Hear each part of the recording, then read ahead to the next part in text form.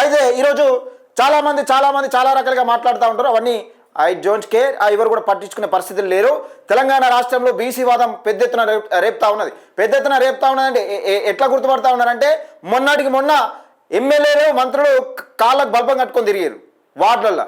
అది 2000 3000 ఇస్తే కానీ గెలవని పరిస్థితి కాంగ్రెస్ పార్టీ పరిస్థితి. మా అభ్యర్థులు ఒక్కరు కూడా, తెలంగాణ రాజ్యాధికార పార్టీకి సంబంధించిన అభ్యర్థులు ఒక్కరు కూడా ₹1 వంచకుండా మెజార్టీ ఓట్లు తెచ్చుకున్నారు. అది కీలకమైన పరిణామం చెప్పుకోవచ్చు. రానున్న అసెంబ్లీ ఎన్నికల్లో సత్తా చాటేందుకే ఈ కంకణం కట్టుకొని తిరుగుతూ ఉన్నాం. మేము మా ప్రజలను మేలుకొల్పడానికి ఎప్పటికప్పుడు కళ్ళకు వత్తలేసుకొని తిరుగుతూ ఉన్నాం నేపథ్యం చూస్తూ ఉన్నాం. అయితే ఇప్పుడు కీలక ఘట్టం ఒకటి రానున్నది. ఎంపీటీసీ జెడ్పీటీసీ ఎన్నికల్లో తెలంగాణ రాజ్యాధికార పార్టీ తెలంగాణ రాష్ట్ర వ్యాప్తంగా ఉన్న అన్ని స్థానాలలో పోటీ చేయడానికి సిద్ధంగా ఉన్నది. దానికి వ్యూహరచనగా ఈరోజు తెలంగాణ రాజ్యాధికార పార్టీ స్టేట్ కమిటీకి సంబంధించిన ఆల్రెడీ జరుగుతూ ఉన్నది.